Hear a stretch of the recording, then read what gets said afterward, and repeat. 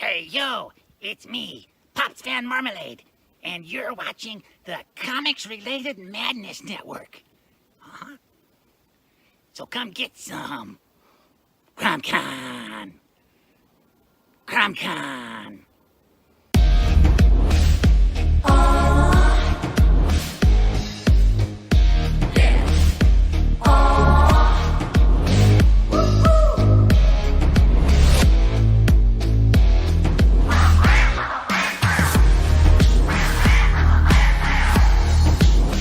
Your favorite podcast, it's Critical Blast.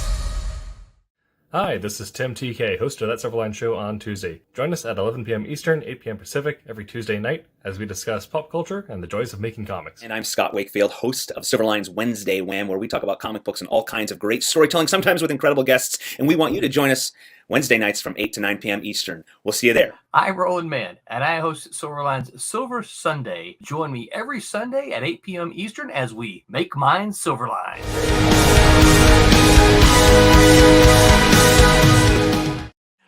Ladies and gentlemen, welcome to Silverline's Wednesday Night Wham! Hosted by Scott Wakefield. Good evening, Internet. It is Wednesday night, and you are right where you should be with the Wednesday Wham crew. Joining us from Hawaii, we got Rory back from, or not back, joining us while on vacation. He's gonna dance for us. We got how to do the hula. We got a good lineup of people tonight. Thank you, everybody that's here for the show, and all of you out there. Thank you for joining us. We have some announcements coming up in a little bit. We have a review from Wayne Hall coming up at the midway mark, and tonight's topic, we're talking about the brouhaha and kerfuffle associated with distribution, specifically Diamond, and the choices made by Marvel and DC, and the ripple effect that is affecting the industry, and how we're all dealing with it. And we're going to show you our vast knowledge, and we will stay on track as usual with our topic. We will not turn into a rabbit hole of who would win in a fight between Iron Man, Batman, and Wolverine. Never. We would never do that again. Unless we need to. We will Batman not wins. You know, Superman can cut diamonds. Spider-Man. We're not buying diamonds. We're not selling diamonds. There's no blood diamonds. We're not mining diamonds. But hey, we might get on that conversation. I'm not sure. No problem. That's what I did the research on. If you're playing, Scott's going to shine bright like a diamond. Diamonds are forever, Scott. Diamonds are... Oh, that's the best one too. Diamonds are forever, forever. So, I like Live and Let Die best. Let's talk about James Bond. Yeah. James Bond movies. If you're, Dean, you can't open that door because we will. I will. We'll never come back. Come, Mr. There was some diamonds. If you're playing Silverline Wednesday Wham Bingo, if we mentioned Benedict Cumberbatch, that's a point there too. So stay tuned. His name may come up. And before I forget, thank you to Daytona Beach. I've been saying Comic Con. They are calling it Daytona Beach Comic Book Convention. So that's what they are. And I just checked their website, their Facebook page, and you scroll down a little. Scroll down. You're going to see a lot of handsome Silverline faces, specifically those in the Daytona Beach region, and those of us up in the frozen north probably won't be made. Well, actually, be September. Who knows? Things could change. So things could change. Man. September 18th and 19th. Go to their Facebook page. Go to their website. Make sure you like and follow so you can get all of their updates, and you can see all the Silverliners that are going to be there. And it'll be plenty warm still, so you can in come September. on. It'll be I hear it's lovely that time of year. Oh yes. That's our show, folks. No, that's our opener. There you go. And it is our custom to introduce ourselves, say hello, tell folks what we do for Silverline, and other projects we're working on as well. And I ask folks to say where they are geographically, because I like that. And I like that we are across the country here. So I'll start.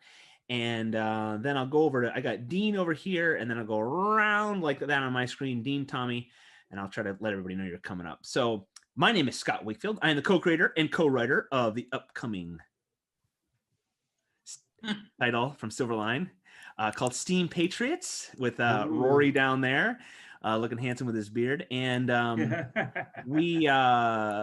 also help out with publicity for Silverline. So if you are doing a thing out there on the interwebs related to comic books or pop culture or entertainment, and you want to co-promote Silverline and have us co-promote you, we'd love to chat. And I forgot to say, everybody, thank you out there too. It ended on Sunday, our most recent Kickstarter, which was successful, and it reached a stretch goal. So there's extra goodies to all of you who backed it. And you should have gotten an email from Roland saying your survey will be out soon. He waits to get all the confirmation from that cold hard lucre from Kickstarter before he sends out the surveys. Fill those out, because then you will get your comic book. If you don't fill that out, you don't get anything.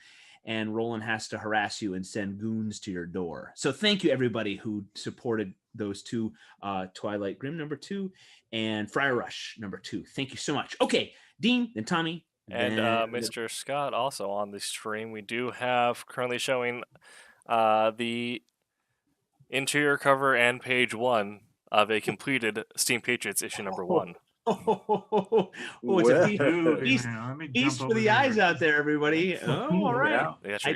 I did tease those of you who are just rabid Steam Patriots fans. You know that we're tickling an announcement that's coming up here soon. All right, Dean, go for it. Say hello. Oh, yeah, I'm in Western New York near Buffalo. Oh, you forgot. It is beautiful. I forget every time. It's my thing, and I forget everything, and you forget all the time. I am in beautiful Western New York, where spring is happening, and then we have snow tomorrow. Excellent. That's the way it goes. That's the way it goes up north. My name is Dean Zachary, and I am a penciler and writer for the upcoming book for Silverline called Silver Blade. I've also done some books from way back in the 90s with Malibu, starting with Ferret and the Nightman, moving through DC. Done some things like Batman, Star Wars, and some Wonder Woman. And you can find my art on Comic Vine, among other places. And I hail from the metropolis of Jonesboro, Arkansas, where it is oddly cold today. And it was not warm, but still beautiful, blooming trees and gorgeous here. It's fantastic. So there you go. Thank you, Dean. Tommy, then Brent, then Rory. Go for it, Tommy. My name is Thomas Flormonte Jr. I've been doing comics since the early 90s. I've worked for lots of folks, including Marvel, Malibu, Ultraverse stuff, a little bit of some DC stuff, actually a little bit of some Image stuff for just little things here and there. But currently I am inking, and well, I've inked a lot of stuff for the Silverline in the past, but currently I am inking the Trump's book. I'm inking Rejects with Mr. C. Michael, which is not on tonight. Where are you, Mr. C. Michael? I'm also currently the main book I'm trying to get done with right now is the Silverline team up book. Featuring Champion and Miss Fury. That's penciled by Mr. Pete Clinton. He's on the Sunday show. And I'm also working with Dean, providing inks on the Silver Blade. My man. Yep. And then there's a bunch of other little projects I'm working on. I got my own Kid Hero stuff from Inferno Studios, and actually I'm doing something with my my business partner on the Kablam side where we're going to do another Amazing Man book over that I'll be working with Steven. I think I'm going to be doing more of embellishing, where he's going to do some layouts and I'm going to finish it up. And then there's a secret project as it comes up, something that somebody asked me to color for one of the bigger companies that I'm going to do a cover for a secret project. I'll let y'all know when I can tell y'all about it. Tommy never sleeps. No, unfortunately. I'm agreeing to do too much stuff, I think. But I'm also the co-owner of the #1 comic book printing company of the world. Kablam digital printing, that we print pretty much all of the Silverline stuff. That's it. Now I'm going to bed. Good night, Tommy. Oh, and also, I have moved to Hawaii with. No, I'm in. Turn your camera around. It's Orlando. Rory right there. Rory's right. Hey, buddy, here.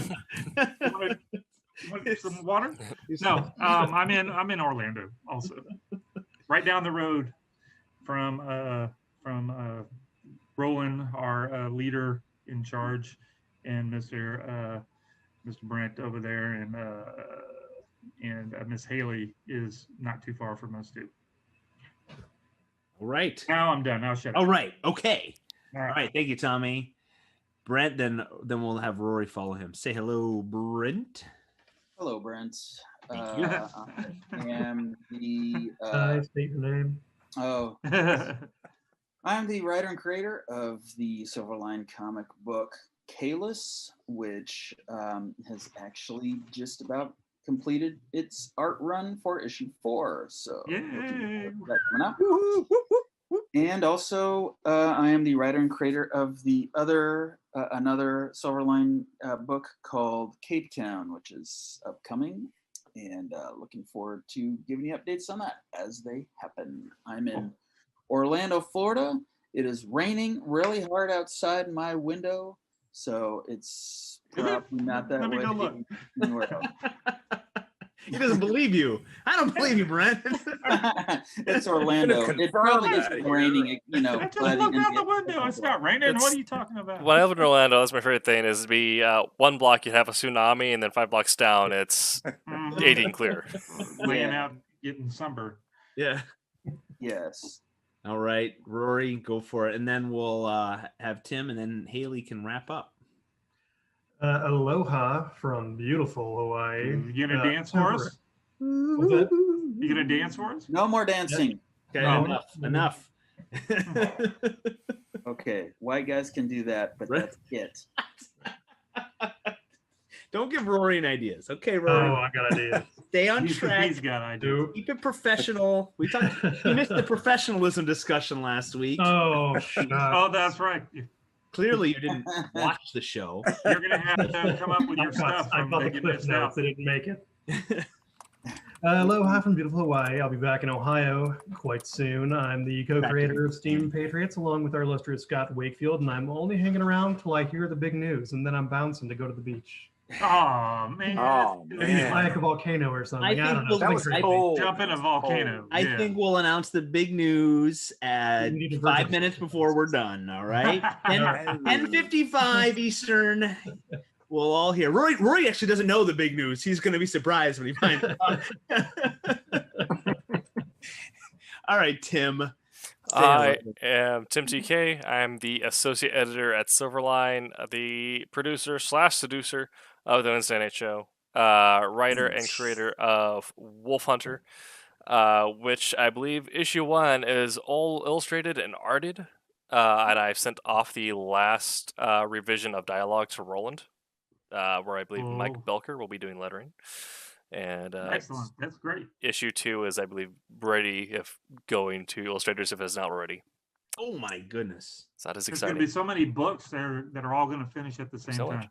And I also stream on Twitch, which I do before the show every day, where you can watch me swear at Shao Kahn as I did today playing Mortal Kombat 11. Did you say a dirty word? I said a lot of dirty words. Oh, my goodness. No. Let's say it ain't so. I am so disappointed. Roy's been on my streams. He knows how bad it gets. And I'm in sunny Oregon, where it reached 70 today and stayed as such. All right. Nice. Very nice. Very nice. All right, Haley, go for it. I'm Haley Martin. I am the artist for the upcoming Silverline title Bear, which I think might be on the screen right now. Working on it right now. Yes. And I also do my own webcomic called Heroic Shenanigans, which you can find it at heroicshenanigans.com. It's also on Webtoons. And I'm also in Florida. I live pretty close to Daytona Beach, so I'll probably be at that convention in September. Oh. Yeah. So nice. Yeah. All right. Thank you, everybody. Okay, I am showing 9. Show is over. 9. That's it. Good night, everybody. So what was the big news? I am showing it as 9:29 on my clock here on the eastern side of the country, and I have promised all of our adoring fans out there that we will have a big announcement. Now, I wish I had some sort of Which I am the backdrop or biggest. Yep. He's not. Physically the biggest. Some sort of backdrop or some way to like fire off fireworks or something like that. But the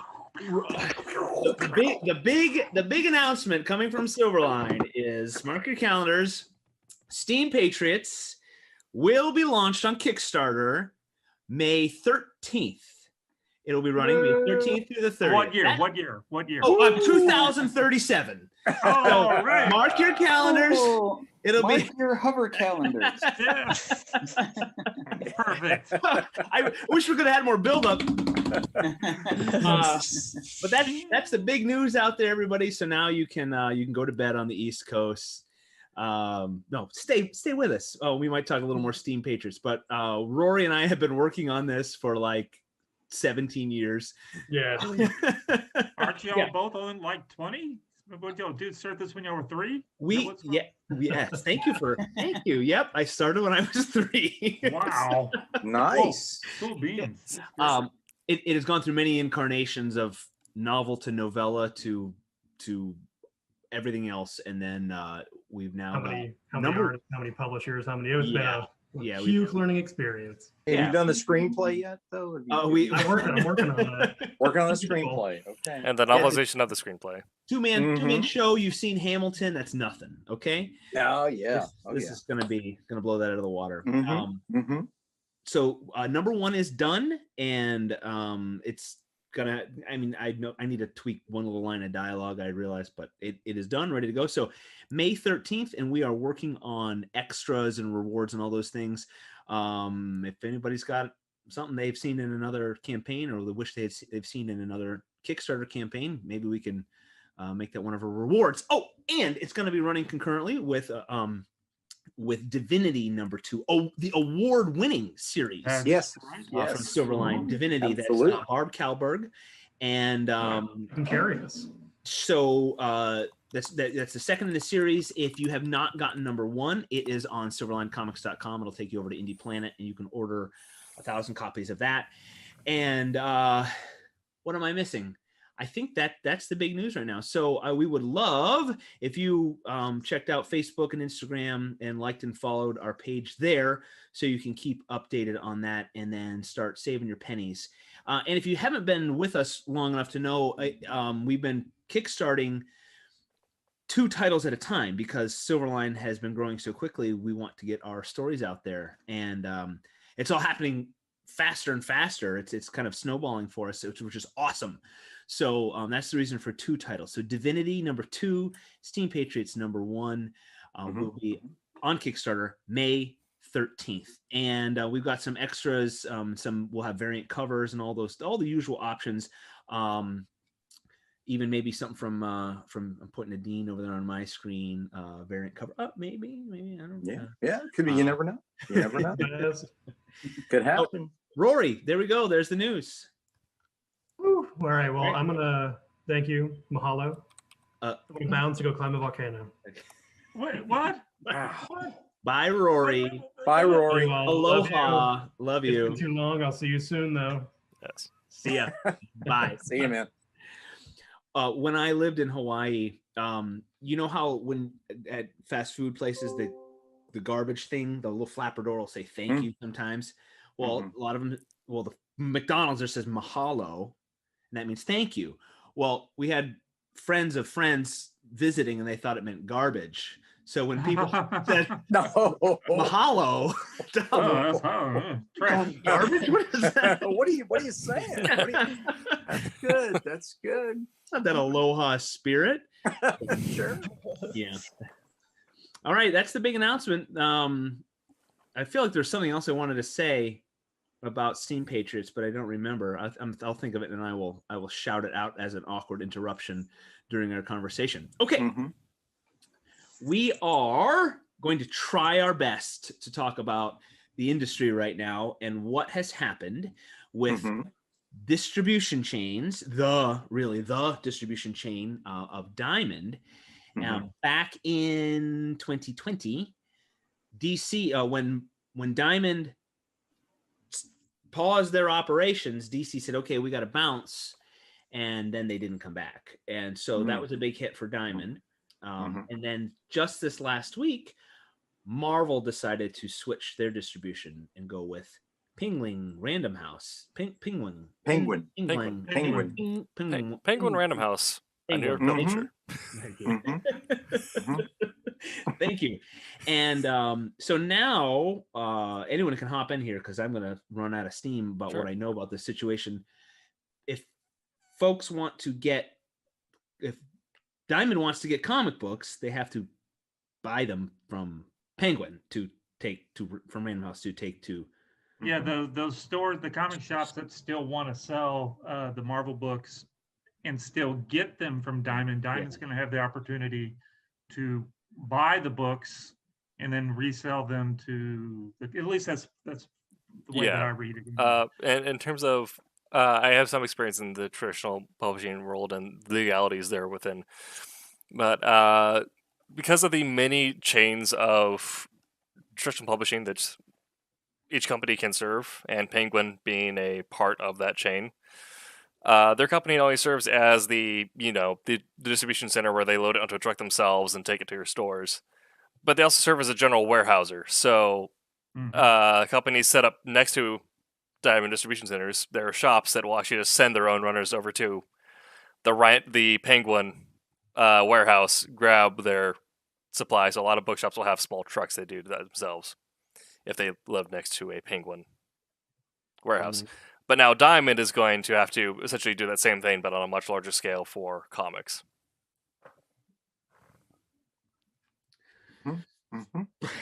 So, what does that mean? What does that mean for? If I can jump in here, it has been said and bandied about by those in the know and those even who aren't in the know but think they are, that this opens a door for independent comic publishers to then have more access to the previously more elitist Diamond, who were, shall we say, a bit more coy when it came to carrying anyone who wasn't Marvel or DC.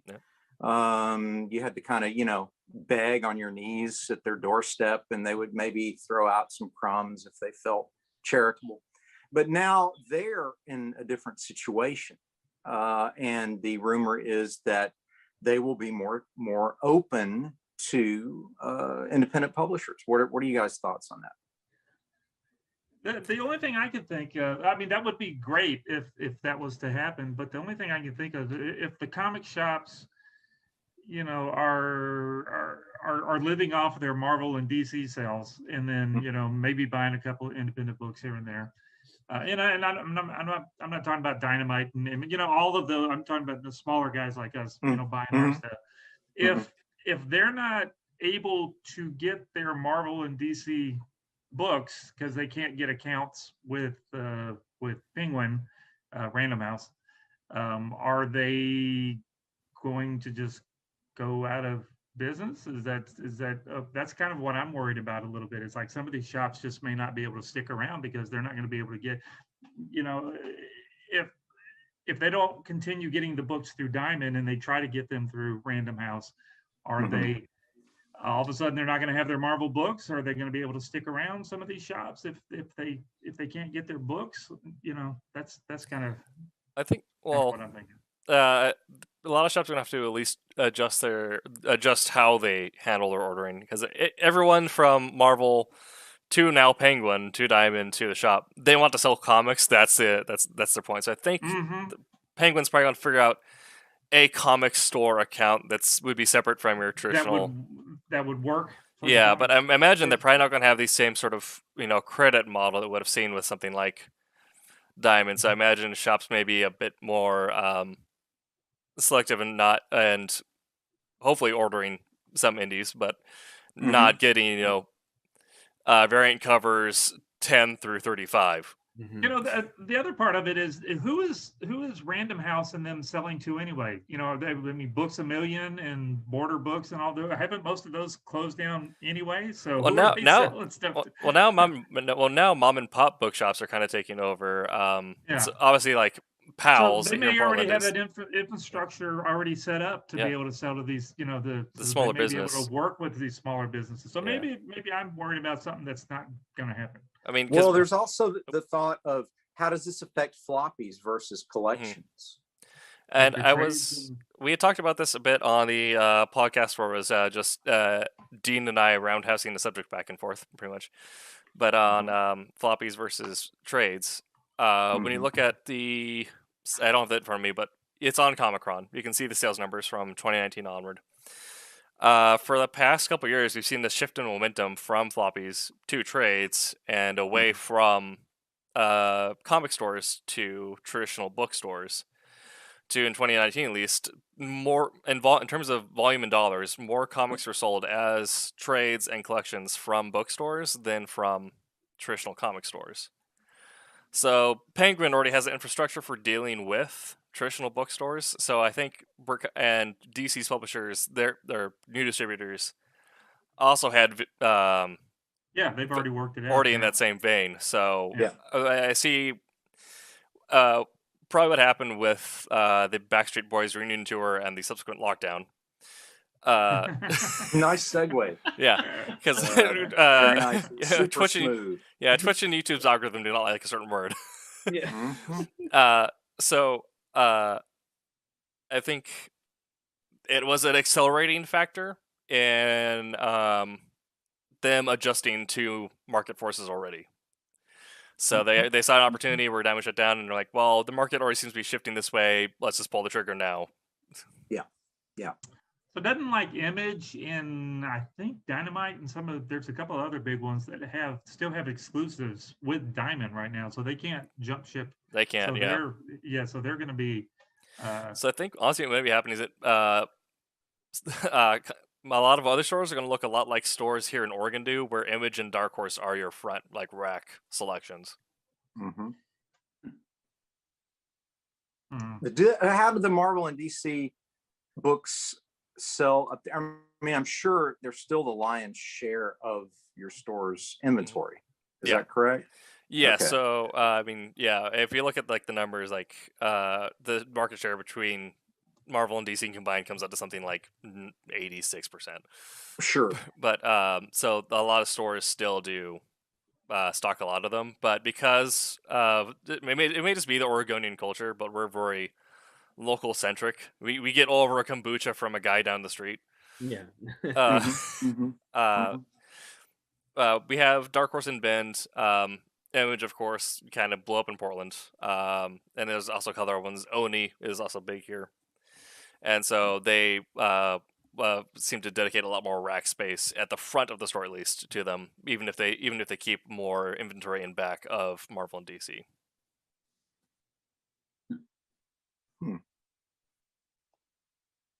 But I would maybe I missed something. This goes back, Dean, to your original question. Does it open the door for independence with Diamond? Would they not now be needing? Yes. Yeah. I think my point exactly. Yeah. Diamond now lost just a huge chunk of their market.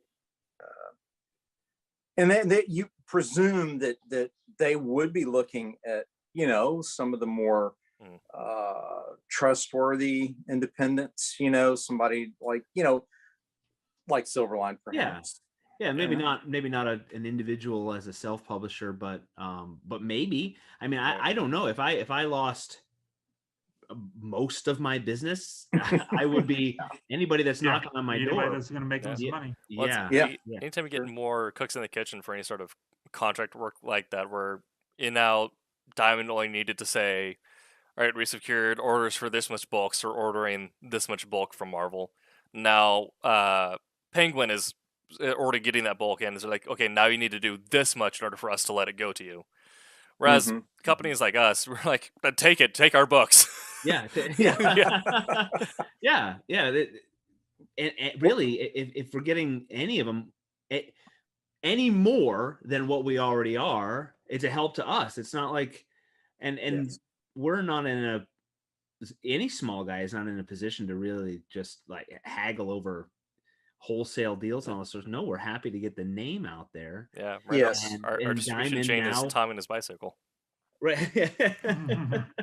now Diamond is now it's tilted more in the favor of folks like us who will now get attention, whereas before there was no need to spend time and effort on the small guys. So Do y'all think that Diamond's going to start figuring out a way to do free shipping, free freight? Because Random House is going to be doing, free shipping to the stores. So you think they're going to have to cover their costs somehow. Yeah. So yeah, I don't know. I think just, in the end, it's good for independence all around. Any kind of monopoly being fractured like that, whether naturally or artificially, but by the market forces. But the competition is good right now. This is the best time to be doing comics, and I know I've said that before, but it really is. And when things like this happen, to me, it's just another harbinger for good things to come for independence. I mean, even if we just look at what's going to happen now in the relationship, well, we had talked about this a bit before the show, but Diamond was a monopoly by de facto, not necessarily by intention. For the longest time, no other company could really get the market share that Diamond had. So, a couple times they got sued, Diamond said, "Well, no one else is doing what we can do or has the setup to do what we can do. So, if they want to try, they're welcome to." Or wanted to. Yeah. Mm-hmm. So now that DC has essentially forced their distributors into the comic scene, and Marvel has forced Penguin Random House into being a comic distributor, essentially. The market is being split up into three major players, and so that at least is going to force Diamond to then come up with counteroffers, like Tommy was saying, maybe free shipping or create some other way of creating a more enticing contract for companies going forward. Well, I still think they're going to be able to get their books through Diamond, right? Because that was part of the deal. Diamond's going to be able to order books, the Marvel books, and resell them. So is you think there's going to be much of a change, or is there going to be a delay in what the comic store getting the books because they got to be shipped? I think what will happen is we have we have our nerd store here in Salem. But they, like I said before, you don't get floppies there. You get your collections and your trades, or you get tabletop games. If you want to get a wide selection of comics, you actually have to go to the mom and pop bookstore. Mm-hmm. And so because the whole thing, but they in addition to ordering through Penguin and every other distributor in the Northwest, they also had to order through Diamond in order to get their comic selection now. So now, if I'm that bookstore, I'm just like, I can just get everything. I can just add it to my Penguin order. Great. Yeah. So I think Diamond may be looking at trying to rebalance that, since they might be losing business on that end as well. So that might be where they. So that leverage from small businesses may kind of add to the pressure that Diamond is looking at in terms of creating a contract to have publishers go straight to them instead of through another distributor or warehouser. What do you guys think about Kickstarter numbers affecting and influencing both retailers and distributors? Like, is it a positive influence or negative influence to have a Kickstarter that does very, very well? I think it's kind of a positive, because before that, you just have the company saying, "All right, this is our big event. All the numbers are going here." But everyone's like, "Well, we wanted to read this other thing by this one dude." Like, "All the numbers are going here. This is our big event." So now when you have with Keanu Reeves' Berserker book just blowing numbers out of the water, and everyone's like, "All right, I guess we're going here now." The comic consumer has forced the industry to look at this other product, and now because of the success of this, they're also getting adaptations and stuff already in the works because a bunch of people said they're super interested in this comic. That wouldn't have really got the time of day if the industry was where it was 10 years ago, I would think. Well, in essence, Kickstarter becomes a focus group, a market test. Yes. Yeah. It's another avenue that puts the control in the consumer's hands. Yeah.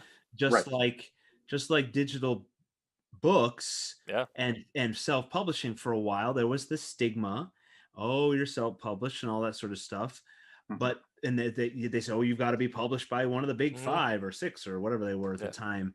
And that's gone now, I think, because now there's no gatekeepers. The gatekeepers are the consumers. And so Kickstarter and crowdfunding is just another way to say, okay, we're going to short circuit the acquisitions editor with the slush pile this big, or any product. You see TV shows come back because of crowdfunding when the network executives say, nah, we're not going to do that, harumph.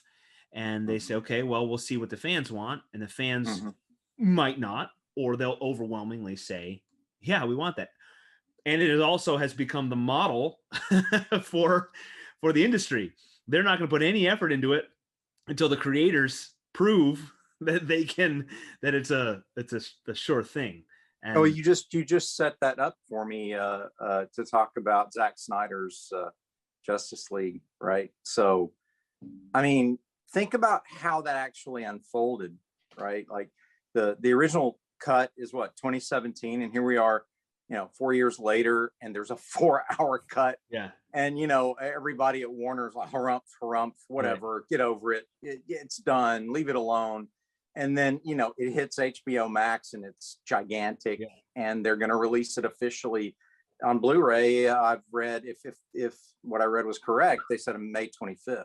So, I mean, who would have thought that was even possible? But again, a testimony to market demand and consumer demand. Now, telling the leadership of Warner, like, look, guys, we actually do want this and we'll pay for it. So, have you seen it yet? I have not. I've You have not not? watched it yet either. I have not got 4 hours. Hopefully this weekend, maybe. Maybe this weekend. Maybe Did I after not? Godzilla Did I not versus show you the Kong. list of things that I was working on? When did I have time to watch? Tommy can watch it after a nap. Brent, you were nodding yes. Did you see it? I've seen it twice. Oh, And boy. I don't know how I pulled that off. Actually, the second time I saw with some friends. You were taking notes the second time. Yeah, that must have been it. I What'd saw you- it the first time, and the second time my wife was like, I don't feel so good. Let's just watch something brainless. And I'm like, oh, I know something brainless. Yeah. Superman. But you know what? I sound like I'm criticizing it, but it was vastly superior to the 2017 one. Which Absolutely. Yes, it was. I don't think I'm overstating this, guys. I mean, it's long, right? But so is Peter Jackson's Lord of the Rings trilogy, right? And in many ways, and Brent, correct me if I'm wrong here, but in many ways, that's a really good parallel to this. It's very Lord of the Rings meets superheroes. Did you get that vibe off of it? Yeah. You know what's weird is I don't think it's comparable to anything. Like this is another good example. Like so I put it on, and my wife and I start watching it, and the first I hit the pause button at 27 minutes, and I look at my wife and I say, and that was just 3 things that happened. Yeah. So that pretty much sets the tone, because I mean, usually if you think about it, a movie that big has so many fingers in the pie, and you've got focus groups, and you've got executives, and you've got theater owners, and you've got actors wanting stuff on the back end. This time they even put his name in the title. It was like they were saying, this is your show, cowboy. Just take it anywhere you want. I don't know if that's actually what happened, but who else could have pulled off a 4-hour movie just by saying, the last one sucked and it's COVID season, so what else do you have going? Right. So, and they left stuff out, right? I mean, didn't they Oh, leave they out left a all lot. of the? They left the Superman's beard problem that they had to refilm? They left all that out, right? You remember they digitized his beard? Yeah. Say, Oh, but- it was. This is a completely different movie, Tommy. It's so bizarre. Like you watch it and you go, I don't remember this. Well, you don't remember it because it wasn't there. Yeah, I got to watch the first one and then watch this one so I could see what was different. But yeah, if you saw Henry Cavill in Mission Impossible with that mustache, you'd think you should have kept it as Superman. I need 5.5 hours available for me to go watch both movies.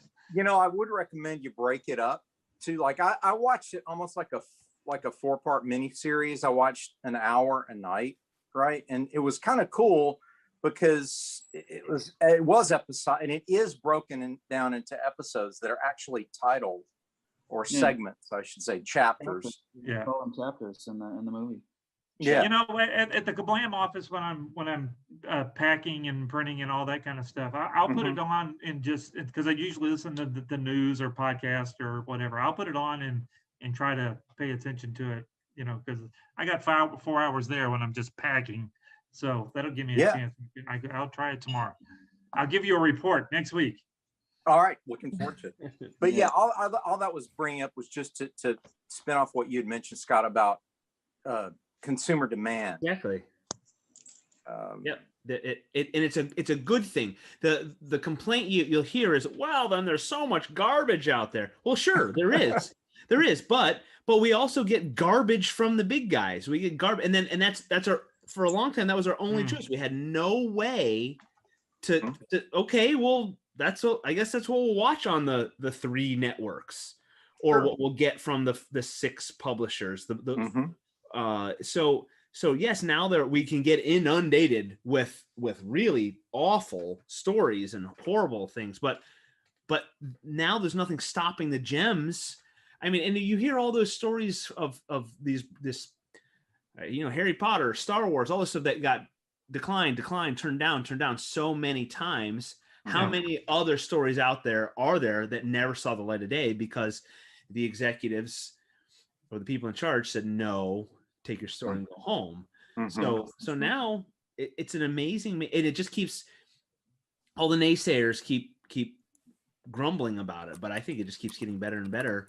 And like I said, that stigma too of being even self-published is, I mean, pretty much gone now. Great, you've got a product. Is it good? And now it can be judged by the consumers. Hey, we're at the midway point. So before I cut there, Tim, are we good to go to a review here? I just talked with Roland. The review is not uploading, so we're all in tonight.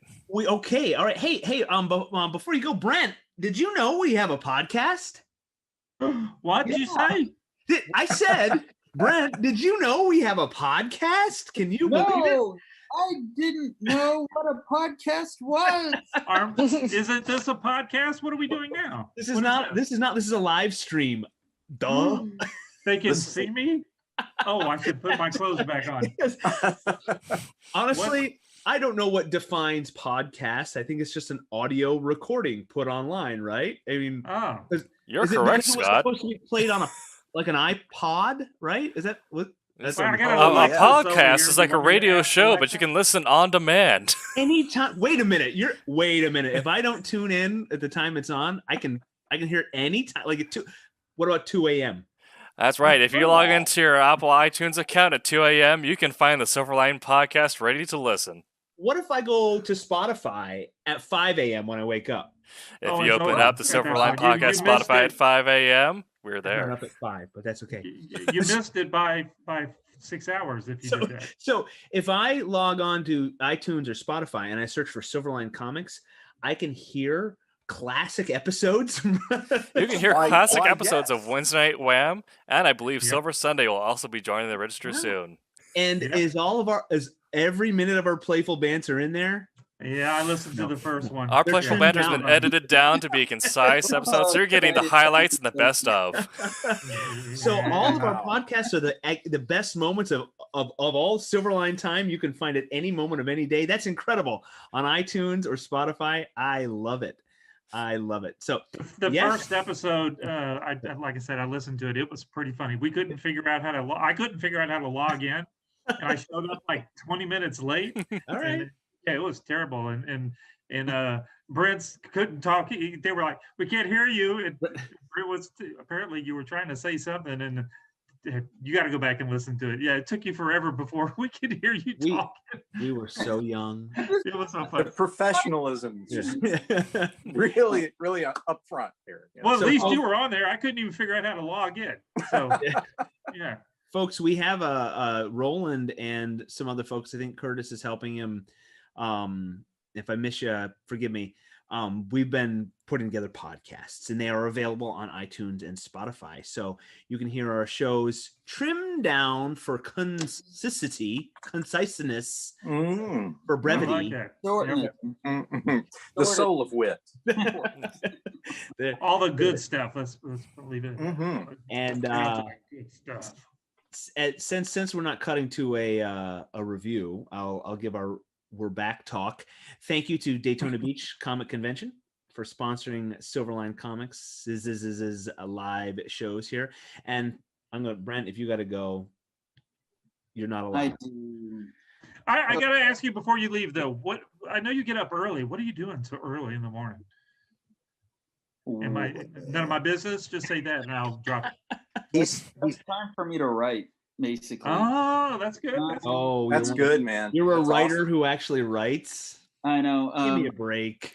For the longest time, I was a writer that did not write, and I knew that I was nothing. Yes. So all the people who want to write and can't find the time yet, I'm so. That's your time. I got it. That sounds sorry. great. I have lived that for the longest time, and yeah, finally, I just figured, 5 a.m. is a really good time to write. Yeah, it's taken me a year to ask you why did you got to leave so early? Why are you a lunatic? Yes, we support that. Good man. Get up, right? Be productive. Get those stories out there. I was waiting for all of your affirmation before I actually. Bravo! And let everyone. Brent is our example. I'm swinging by your house at 5. If you're not writing, I'm going to go. You better stay on. Looking in the windows. I actually have my full permission, except for looking in the window. Just make sure you know which window you're looking I'll bring you some donuts or something. at. Donuts and coffee. Oh, you don't need donuts and coffee. That's right. Actually, coffee's the main reason I'm able to do the whole thing. All right, guys. All right, Brent. Be good. Thank you. I'll see See you. you, Brent. So for all of you still out there watching, yes, thank you to Daytona Beach Comic Convention, September 18th and 19th. There are plenty of Silverliners that are going to be there. And so our review will, I guess, maybe get pushed to next week. And if you missed the big announcement, Divinity #2 and Steam Patriots #1 will be launched on Kickstarter May 13th.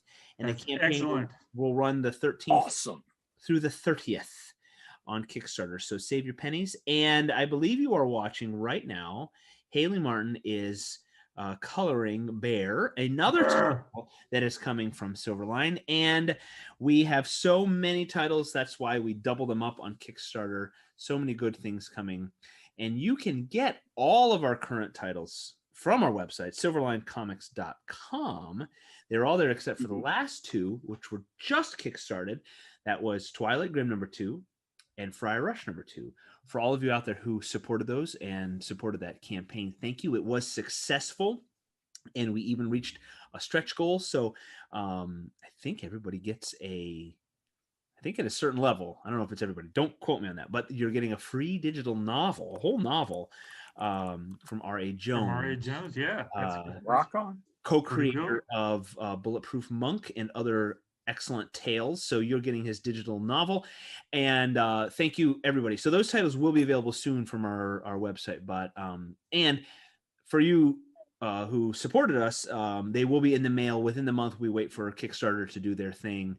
And then it's just a matter of getting the orders all together, printed from Kablam, and packaged up and mailed out. So it just takes a couple weeks, but they will be ready to go very soon. Yeah, I think it takes like you're saying, a week or 2 before Silverline gets the money from the Kickstarter, and then I think Roland put the orders in today, or he's going to put them in this week. Well, this week's almost over. So, and then, yeah, we'll get it all printed up and he'll get it all shipped out probably in a week or two. Yes, excellent. Excellent. So keep an eye on your inbox, your email inbox for a notification from Kickstarter about the surveys. It wants you to confirm your address. If you, you had to give all that, I think, when you backed, but it makes you confirm it, and the name you want in the comic if you backed at a level where your name is recognized in print. So don't delay on that, because that will delay you getting your comic books. Mm-hmm. So tonight, I have a question for Haley. Yes. Why does this poor bear have like ice cream on his head? Because he had ice cream dropped on his head. There was I don't know how much of like the story I should spoil, but somebody it's so cute. Yeah, It's there really was cool. a human walk through the bear. We went out of the little bear world for a minute and saw like the real world, and there was a person with an ice cream cone and he dropped it. Yeah, I'm really enjoying what you're doing over there. It's really cool. Yeah, doing a Well, great thanks. job. Yeah, and I probably should go too. Oh, what, you gonna be bread for coffee? Is that what's going on? What are y'all doing?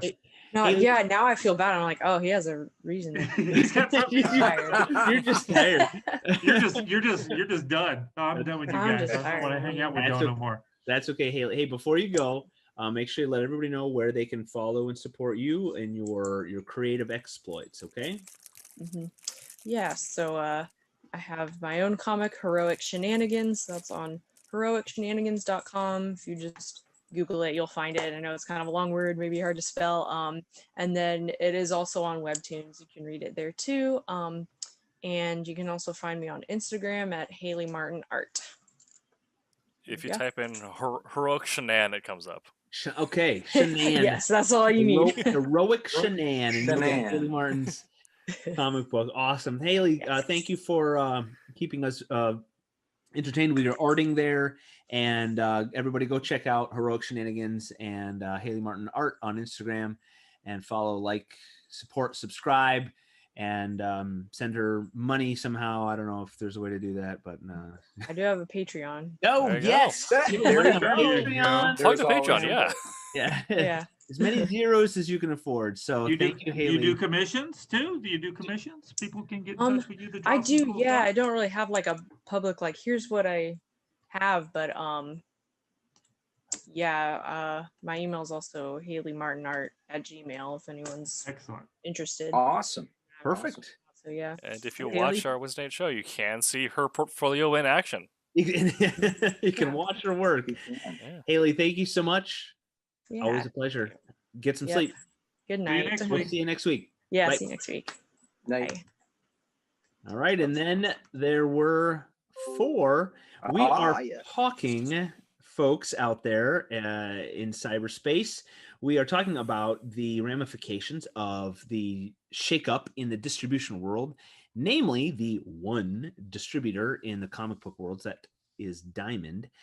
Well, you can't see that. Last year, while Diamond shut down because of international problems, Backstreet Boys reunion tour.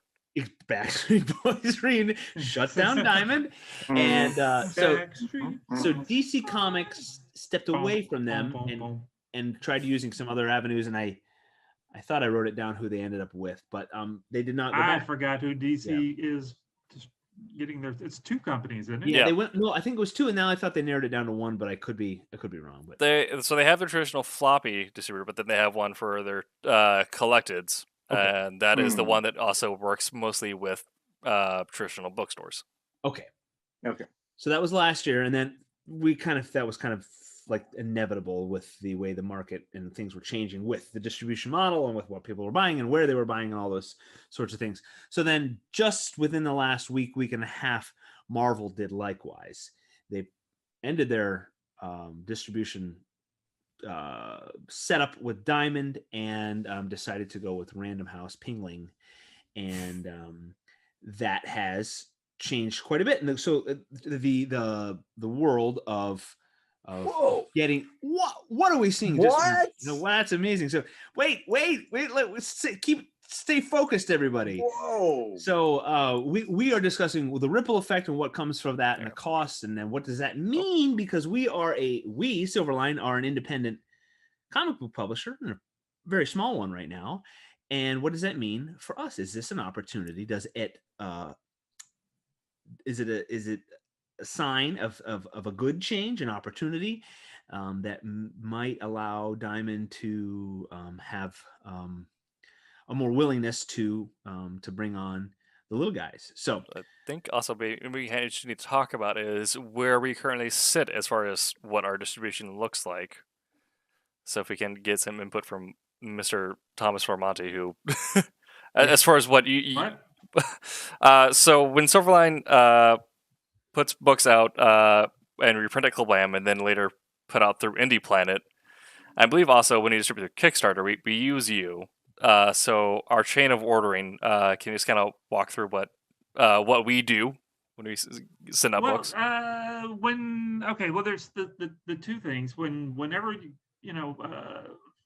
okay, so the Kickstarter deal, Kablam offers a Kickstarter program where we'll do the fulfillment for people, but right now Roland actually does that. But when we do a Kickstarter deal for anybody else, we'll print the book, they'll send us the backer report, and the creator, whoever's running the Kickstarter doesn't have to do anything at that point except for pay the bill, and we've already figured out how much all the shipping is going to cost and all that good stuff.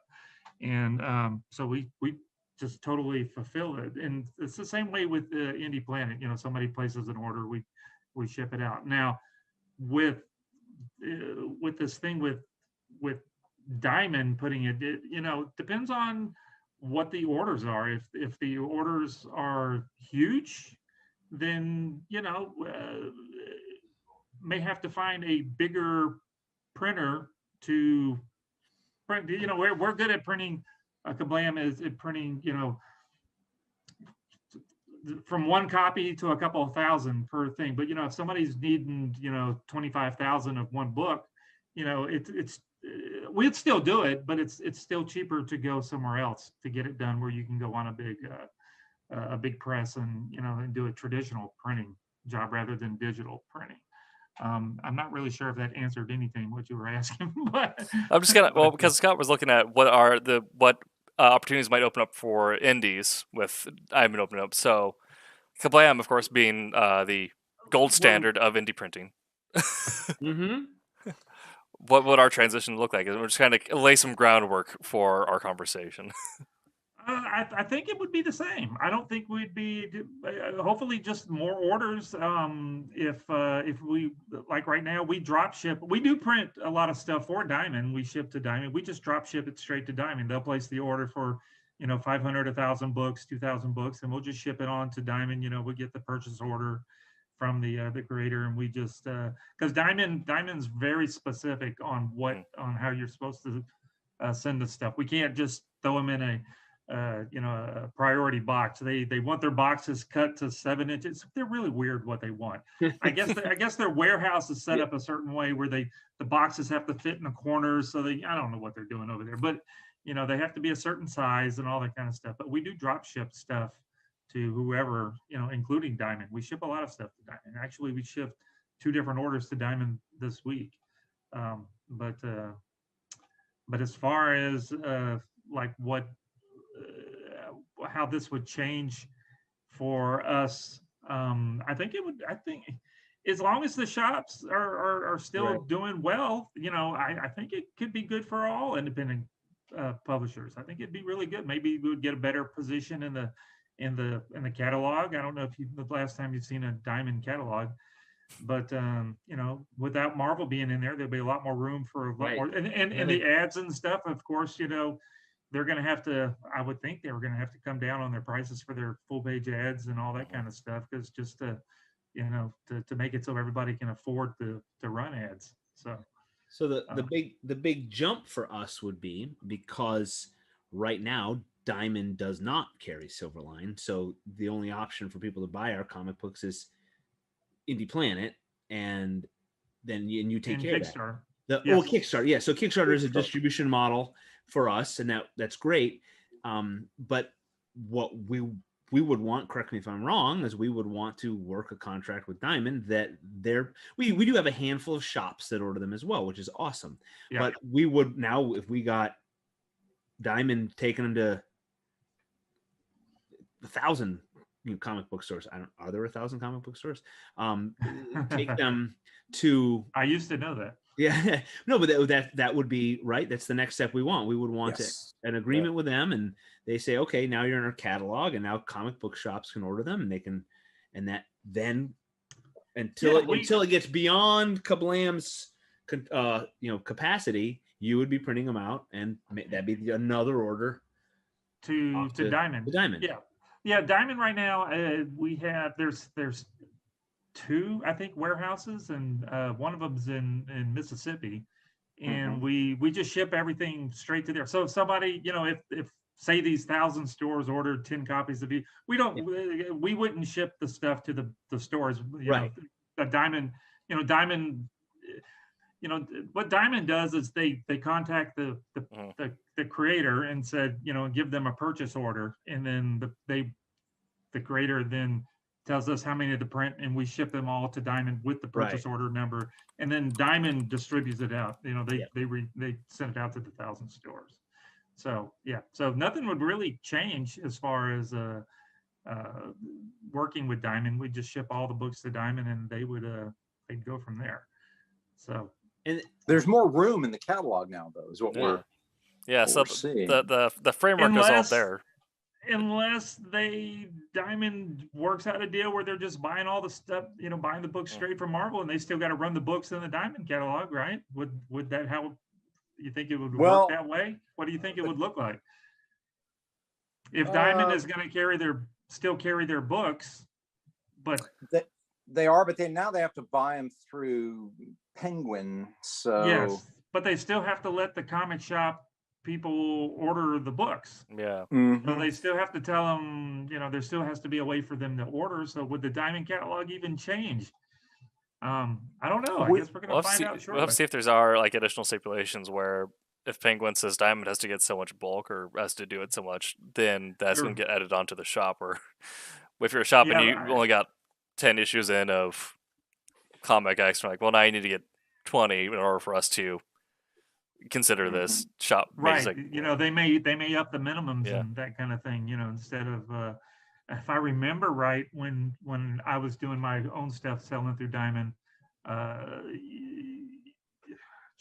remember, I think it was 5 copies, 10 copies, 20 copies, maybe per store that they had to place a minimum. That's why wouldn't sell a whole lot of books, because, the shop's not going to order a whole lot of your stuff. So they don't, 3 or 4 people might want your book, and then they have to order 10, and, comic shops are going, I don't want all those zomboys sitting around, that kind of thing. So. What we would assume is that the top sellers in the Marvel stable would probably remain. But then as you got to the lower sellers, if the extra costs of buying through Penguin get prohibitive to order, She-Hulk or something like that, then they might say, well, let's try some different titles here. Let's try something else. Yeah. We don't have to, here, I think there is going to be room. I don't think it's going to look exactly the same. I really don't. I think that's why they did it. I think that's why PRH did it. I thought it was weird that I don't think it's weird that they did it. I mean, I'm sure it's a Disney thing, right? Disney was like, why are we going through Diamond when they realize Diamond doesn't do that great of a job? Let's go with a real distribution system. But then you keep reading through some of the articles, and then you read the part where they go, but Diamond could still order the books through them and still sell them, and you're like, well, why would they do that? That just doesn't make a whole lot of. I don't know. I guess we're gonna as the dust settles. If I can speak properly. What I don't understand is if I was a comic book shop and I had the option, because would not there be a markup from Diamond? You would think there would have to be. Yeah, there'd have to be. Yeah, Yeah, unless you have either a low- markup or increased bulk or something like that. Right. Yeah, Yeah. plus So they're going to have to pay the postage because, like you know, the shop has to pay the shipping costs from Yeah, the from freight now. Diamond. Yep. But I mean, if you order it through Random House, supposedly Right. the, So the why freight would is free. why would you add that extra step with the extra cost? Unless I would think if you missing can't something, get if you can't get an account. I think that's exactly why kind of Marvel did it, as the idea of first chain, second chain when you're doing logistics is you have your primary chain, which is your preferred route of business, but for those who you cannot attach to, that is why you know you have some for a long time some states they could not get Amazon Prime shipping. They had to go through second chain logistics until they could build a warehouse there. Yeah. And so, but with how widespread Penguin already is, I think most states will be able to fit into. For a state, it'll be these different stores that until Penguin figures out if they're going to do a separate style of like comic store account as opposed to their brick and mortar bookstore account. until Amazon buys them. Until Amazon buys everything. And Yes. And then we're all working for Amazon. And then Jeff Bezos installs the behavior chip in the back of your neck. And we just upload the comic books to our brains, and we're all part of the Borg collective. And Yes. stuff. Yeah, Then you we're don't all need to just packing things, but we have like comics playing in our minds, so we don't. Oh wow! Oh, we went there. Coming soon to Silverline. It is my custom to talk about Star Trek on every episode. Do you remember the episode with the game that was? Yes. And they, Yeah, sure. and they had to catch the. I think of like how that's the 24th century, and that's the game that they have. Where it catches a cone and it like releases an endorphin or whatever. Yeah. Yeah, They have never played Fortnite.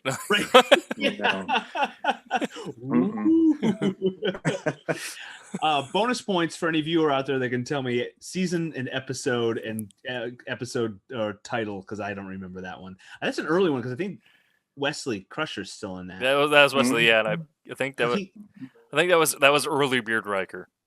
Yeah, early Beard Riker. Yeah, season 1. And it's obviously next gen. 2. But Yeah, see, because 1 or 2. Season 2 was 2. Beard Riker, right? I thought 3 was Beard because I thought 1 and 2 were all Roddenberry. And is it safe to say early next gen? Yeah, it is, because I think Wesley's part of the problem, right? He's playing the game, Right. and he's like, woo. I mean, that's just an abbreviation of Next Generation. Wesley's part of the problem. New T-shirt, everybody. Oh, but seriously, Will Wheaton, we know you're watching. We love you. You are an icon. All right. Yes, we I know like you're Will. out there. Will's a good guy. Will Wheaton. All right. What are we seeing here? We're going to divert a little from diamonds here. Diamonds are forever. What are we seeing, Tommy? Well, Or Dean? let's ask Mr. Dean. Well, what you're seeing is a cover that I drew for the Steam Patriots series. By Oh my Silverline. goodness. Oh my goodness. Yeah, you're seeing the main character there, Felix. Yeah. And why don't you tell us, just give us the little TV guide summary of the story here, Scott. So Steam Patriots is a steampunkification of the American Revolution, in which Punkification, I like. Yep, I made that word up. Yeah, man, that's awesome. Benjamin Franklin did not invent the steam engine. Nay, he did not. But he tweaked it with Benjamin Franklin powers, and now that steam power has become not ubiquitous, but it is an emerging technology in the late 1700s. So there are Franklin boilers and boiler carriages, and we're seeing here a little teaser. I don't want to give this away too much because I want people to just look at it and wonder what Dean got some marching orders from me, and he just blew them out of the water. I love it. It's so amazing. So if Ben Franklin dabbled, of course, we all know, with electricity. So that might make an appearance sometime in the Steam Patriots world. But young Felix Ward is 15, so Dean has kind of superheroed him a little here. Sure. This might be a little later in Felix's muscular life, but he looks awesome. I love it. Look at that jawline. And so Felix is going to get swept up in the the revolution and the fervor that came with that. And Felix has a special mind. He can remember everything he sees, and especially technical details and so forth. And that will be used to his advantage and the Americans' advantage.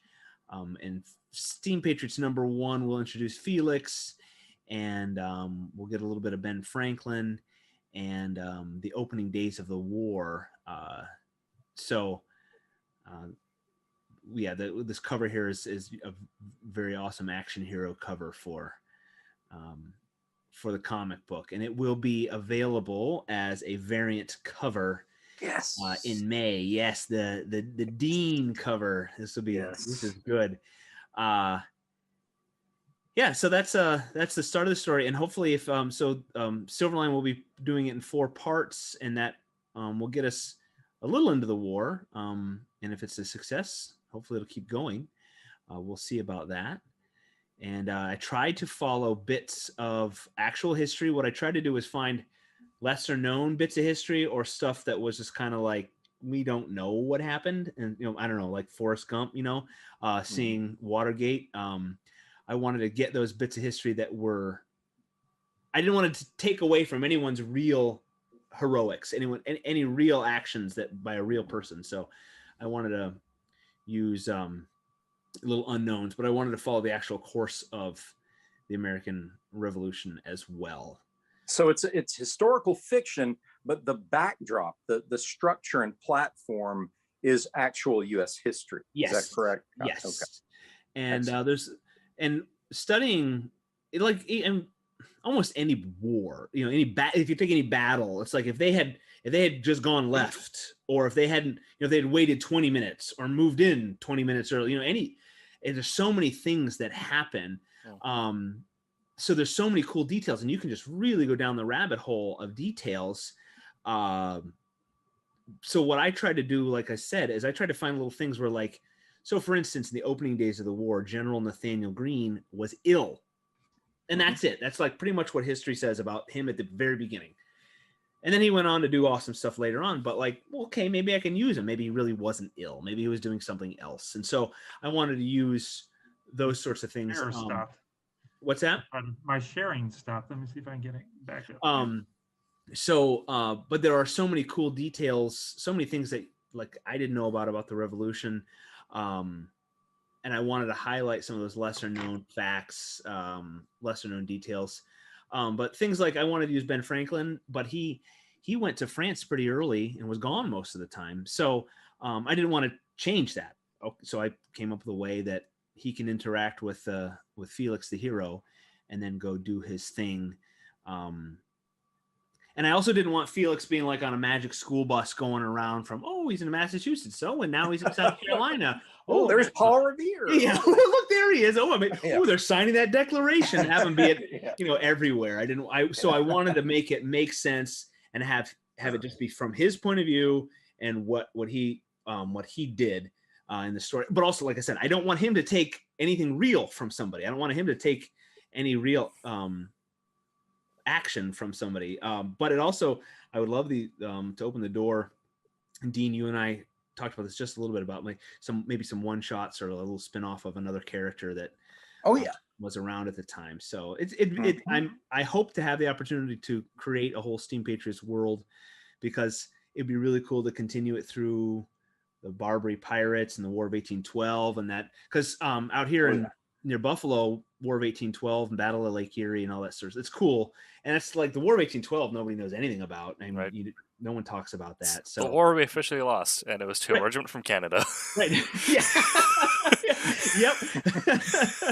Well, and I've been looking for a place to maybe have like a launch party out here. And I was gonna say, if it wasn't for those British burning down Buffalo in 1812, I'd have some historical document. Yeah. Right. There's nothing left. Yeah. So the joke is the first thing they rebuilt was a bar and then a church, I think it's in Buffalo. So, or a pub. But yeah, I would love to carry the story through and just create the whole world. So all of you out there, buy lots of copies of Steam Patriots, and then we can keep creating the world.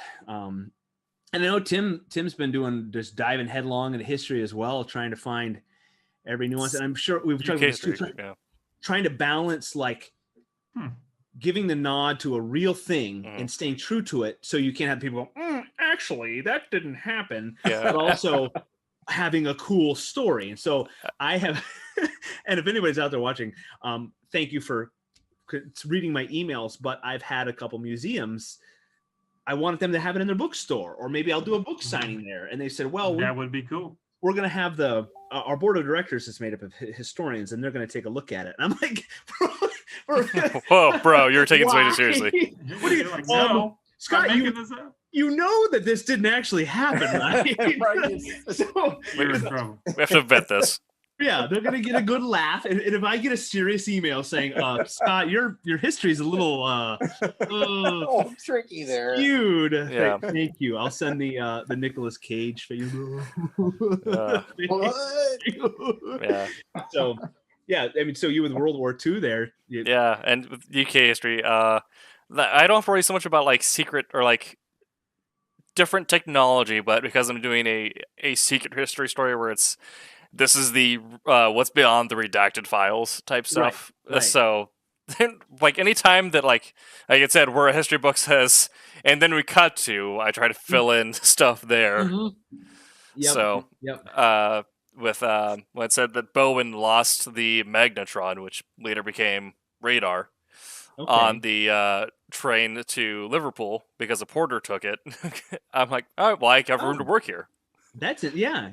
But you just using oddities in history. You don't have anything fantastical. So right. Yeah. Until we get the time portal that connects Felix and Willard. Yeah. You have to have time travel. If we've learned anything from every modern movie, yes. You have to have time travel, and you don't have to explain it. It doesn't have to follow any rules. Yeah. Use that tachyon field created by reversing the thrusters on the engines. Yes.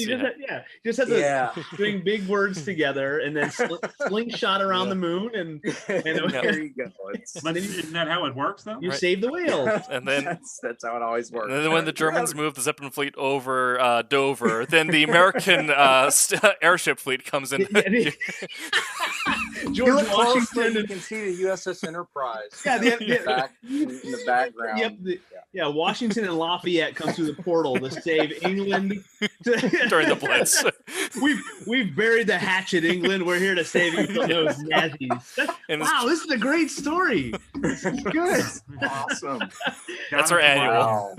Wow. Step aside, Winston. We've got it. Enjoy that cigar. And here I was worried about using the correct equestrian wear for women in Victorian England. I'm like, they're gonna get me on this. They're gonna be like, no, man, their pants weren't form fitting. They were big pants. You can't do that. They weren't even allowed to ride horses. Yeah. Anyway, that's the thing. Yeah, I mean that's the thing.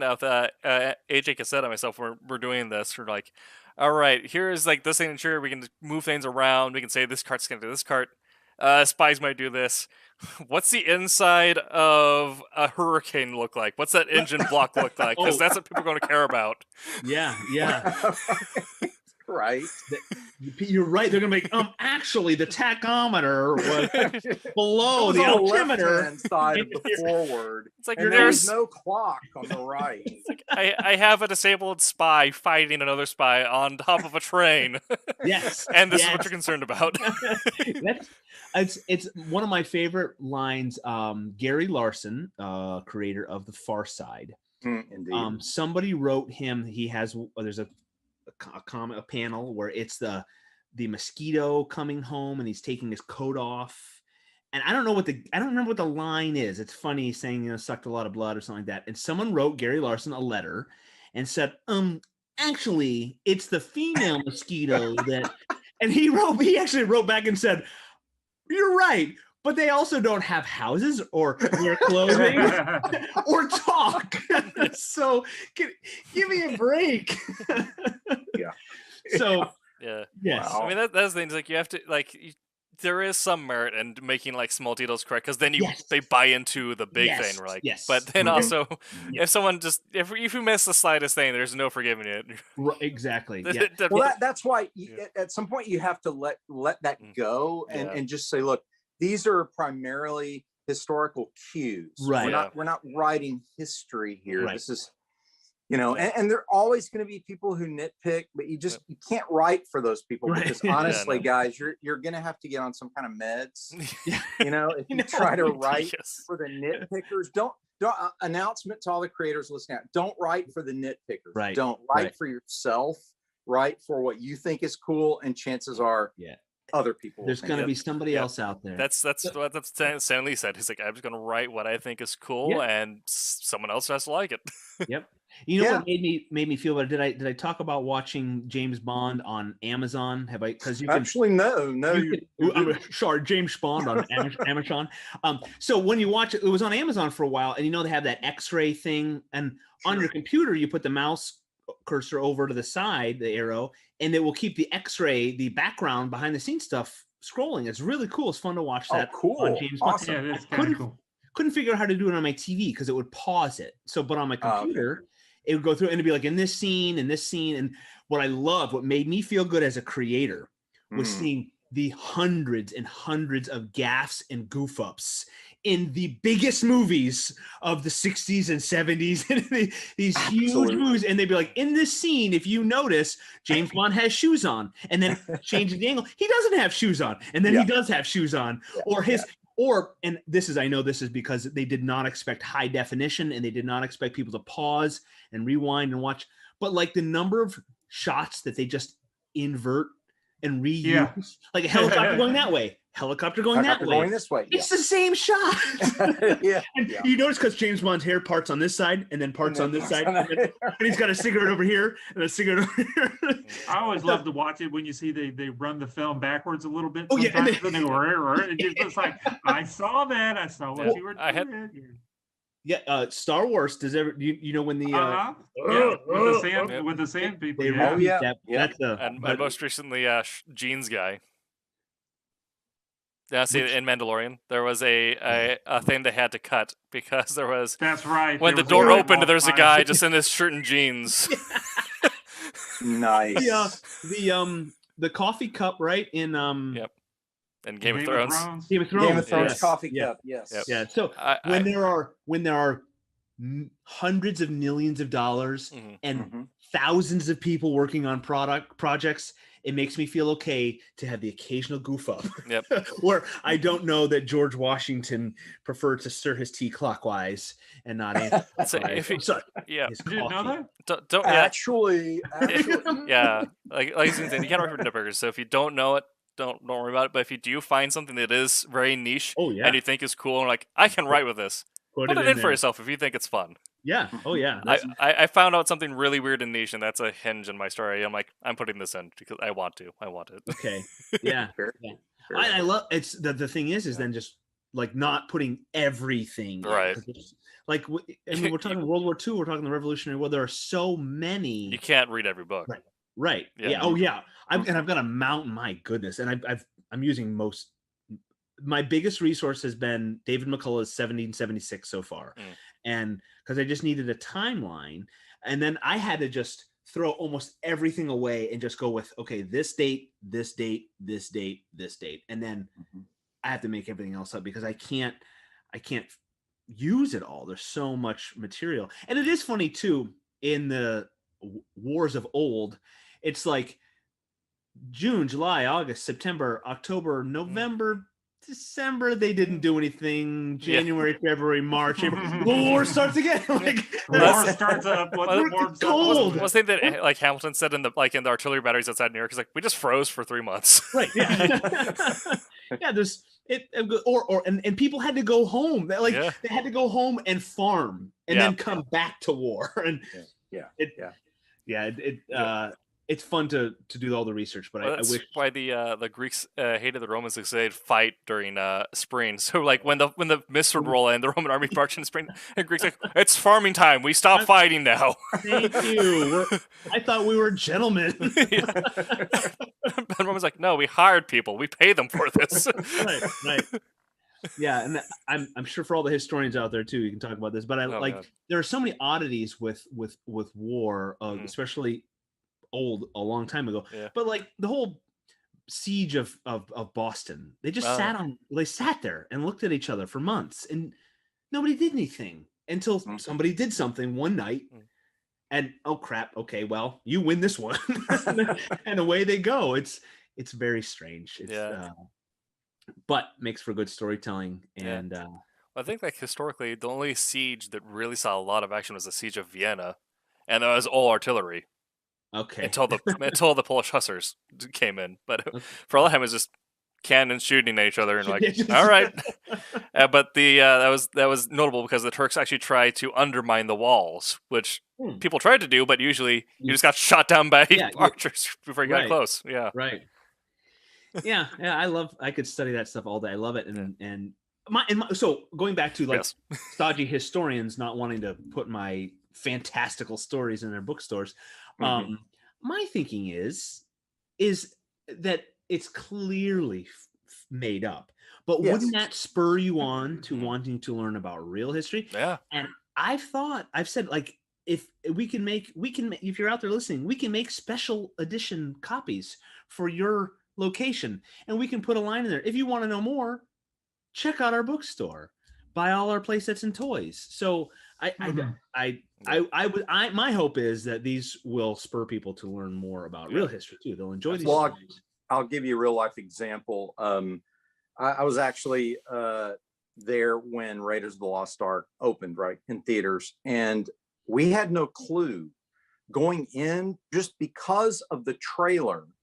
It looked like a classic action hero pick with just, it was Harrison Ford, two-fisted, and he was fighting Nazis, and that's all we knew. Literally, we go in there, and the whole subplot about the Ark and its power and its history, and then of course the denouement, and then of course Deus Ex Machina at the end. No one expected this. We had no clue, and I think that was part of the reason that movie was such a huge hit and still a favorite today, and still my favorite movie of all time, is because it surprised me, and it also got me interested in many things that were covered, like the Ark itself, the history of the Ark, its importance in the culture of the Hebrews, but also the Nazi obsession with occult objects. See, all of that was actually true, right? Right. But the story is fantastical, obviously. So you go in and you go, yeah, but it made me want to read about history. Right. So to me, if I were running a museum that had Middle Eastern artifacts specifically related to King Solomon or the Ark or any of that biblical time period, I'd sell, we got Raiders of the Lost Ark movies over here. I would have them in there. Sure. It's promotion for the material. Everybody knows it's a story. It's an action picture. It's fun, right? Unless there are Sankara stones in India. I don't know, but that was a cool idea too. It got me interested in that pantheon, Kali, and of course I'm fascinated by ancient religions anyway. Yeah, because it's one of my things, and philosophy. But but again, movies and fantasy stories can be wonderful enticements and springboards for further investigation. So it's a good thing. Do more. One thing I think Indiana Jones did, though, was set up a false expectation about how fun archaeology could be. Oh yeah. You're right about that, like my first job, a true story, my first job in college, I worked for the museum there at the university, and I cataloged pot shards. If you call them shards. Nope. Cannot call them shards. They're pot shards. You have to catalog them. And so I was responsible for drawing them in the profile and flat, and then categorizing them, putting the number on them and which dig they were from, and putting them in the plastic bag and putting them in one of the 1,000 drawers that were in the storage room, right? So I where quickly they're still sitting, probably. Right. I loved archaeology and still do, but again, that really was what it was about. It was very much about detail.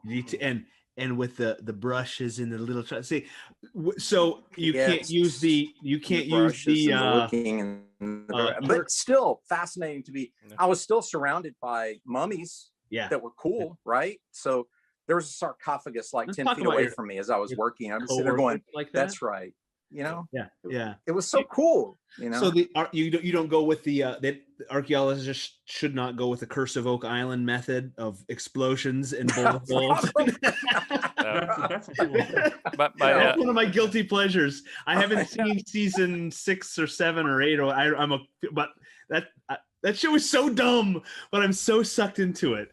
Well, I should try it then, because if if you as a fan of Indiana Jones, if you like the Oak Island stuff, so Dean, it's like watching Hoarders or the Kardashians. It's like you're like sucked into it, and then you realize, wait, nothing happened, and I'm in season 4 of this show because they do such a good job of like, well, then tomorrow, and and they do the editing of like if someone were to go like that, then they slow it down.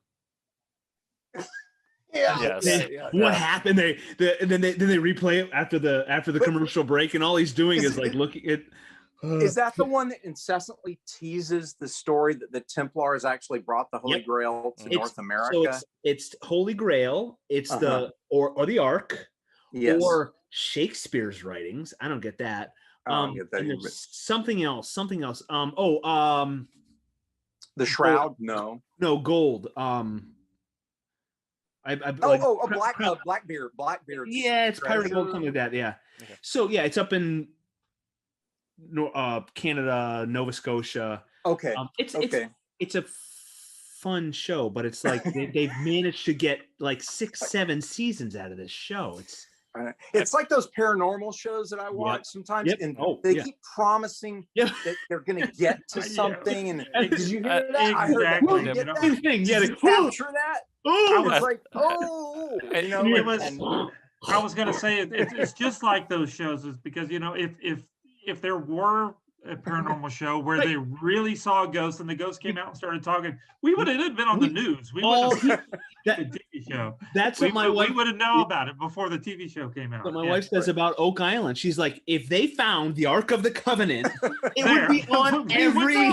It's like Discovery. Exactly. Yeah, Discovery or Channel. if they really found a Bigfoot, we would know it before we saw a stupid show about Bobo and his Bigfoot. Yeah.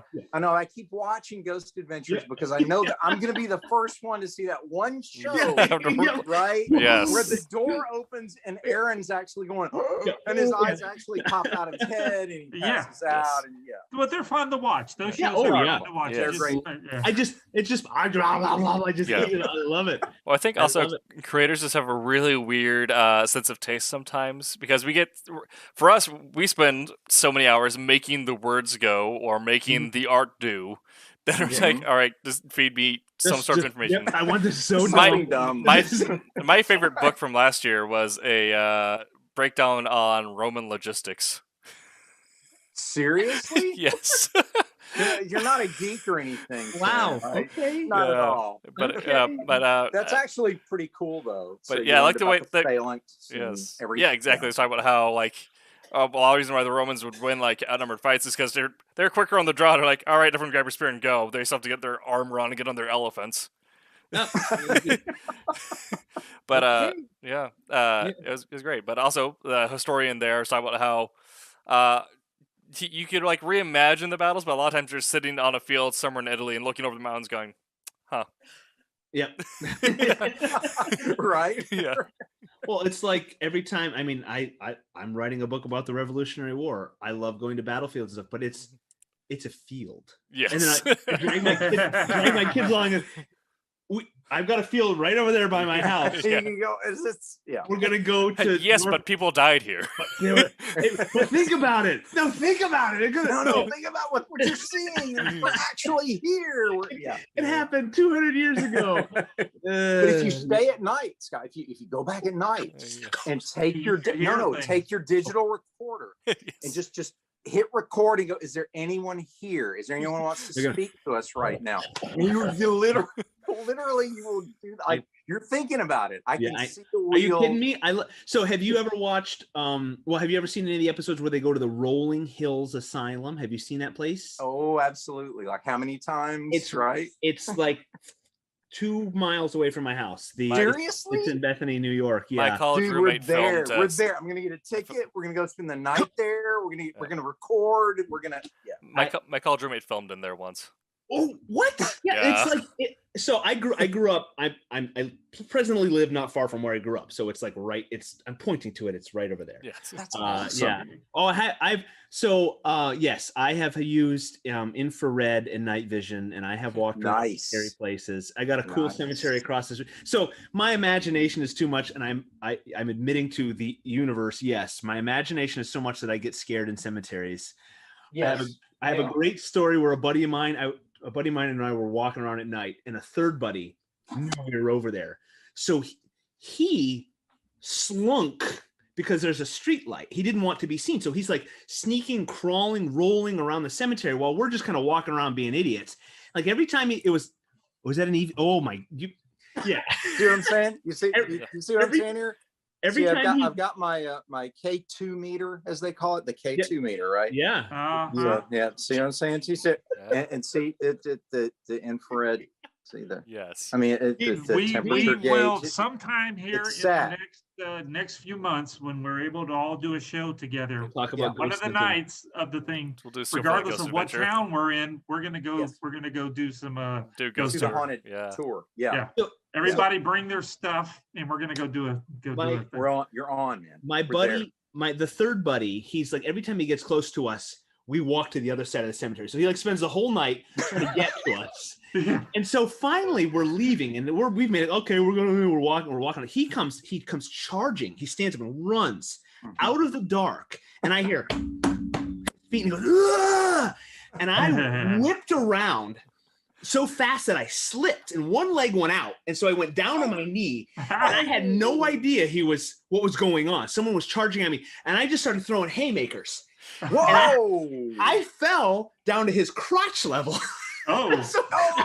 So he came tumbling into me, his hands protecting himself, and he's laughing like an idiot. And I knew it was him. I couldn't stop punching. I was just punching. Thinking, I have no idea what's happening. So yeah, that's like one of the most epic moments of someone scaring me, getting the jump on me. It was gold. It was gold. It was good. And is this on video somewhere? No. But we did get a cool. We're gonna record it though when we go. Yeah. Yeah, we're gonna Ghost Hunt is on Silverline. That Ghost could be a Hunt. Silverline Ghost Hunt. Yes. You know, if Roland wants to have an esports division, why can't we have a ghost Why hunt? can't we have a Ghost Hunt division? I don't see why not. I love it. I see it. I see that. Yes, it's on. Sorry, It's done. Roland. I'll make it happen. So it's just gonna happen. When this video is posted, the title will be Wednesday Wham, Diamond Distribution, Steampunk, Revolution, World War II, Ghost Hunting. Yes. Roman Tactics. How would you distribute the spirits into your work? Oh! All right, so I'm going to do, since y'all are bringing this up, nobody's listening. It's just us four, right? Yeah, so right. On the new iPhone 12s, they have this LiDAR system built into it. You've heard about that, right? It's the little laser thing. So it's got you can't see it. No, it's not working. So anyway, it's got it shoots. It's the facial recognition thing, right? But it also does it. It does it on the backside where it does super duper auto focusing, not by your traditional focusing. It uses lasers to shoot out, and so you can't see it. Maybe I'll try to figure out how to do it. That's people have been catching faces and with it, right? Yes. Yeah. What, it'll matrix a face out of nothing? Is that what you're getting to? Well, you can walk around the house and it's showing, even in a pitch dark, it looks like you can see everything because it's lasers bouncing off stuff. Whoa. And anyway, so the other night I was playing with it because I was up late and I was shooting it down the hall, and my wife's like, "What are you doing?" And I'm like, "Look at this. This is really cool. You can see that." And she goes, "What if something walks in front of there?" I'm like, I almost said a dirty word. I was like, I'm turning this off. I saw a video of people using that, and then like it was like as the cauldron says, like like it came up with like their ages too, like the app they're using is like like estimated age. It's like like 21, 22, 23, or whatever, and then it catches something coming in a doorway. It says age 190, and everyone just throws their phone and starts running. Awesome. Yeah, see, my imagination runs wild. Like, I love being scared. I love ghost stuff. But my imagination, like, I have learned, and I'm glad my reaction is fight. I throw punches. I've almost decked my, and I'm not a violent man. I've almost decked my wife. Yes. She was behind a corner. She tried to jump, and and I'm not. Note to everyone when we ghost hunt with Scott. Everybody practice. Well, that's the thing. Is like right? Scott, like and like obviously in the service you do have to take some self-defense. Dean, you also are a practitioner for martial arts. Yes. I am a boxer, so our ghost hunt's going to end if us all going to hospital with broken knuckles. So y'all are saying I'm the one that's going to get beat up then. We're just going to shove Tommy and run. Any of that stuff. All right, Take him. That's fine. Take him. Yeah. I'll have a good story. That'll be fun. That'll be awesome. I'm all for it. Okay, everybody, look, we're doing it. K2 meters. K2. Okay, gotta have your K2 meters. I've got some built into my phone. Awesome. You've got some good old stuff in the South too. That's some old. All the Civil War areas. I mean, we've got in New Orleans especially. Just amazing. But I grew up around the Memphis area, and we have an incredibly haunted classical theater there that's called the Orpheum. And it is a tremendously haunted location. And we actually have ghost walk. I'm booking my tickets right now. Yeah, man. Yeah, next show we all be together. One of the nights, instead of going out to eat, they can go out to eat. We're going to go downtown. We're downtown. We're going to go hunt. Yes. We're going to go ghost hunting, just walking around. Mm-hmm. And what about Florida? Oh, yeah. Like St. Augustine and done a bunch of ghost tours in St. Augustine. It's fun. Yeah. What about Orlando? Anything near Orlando? I mean, other than the haunted mansion. It's real scary.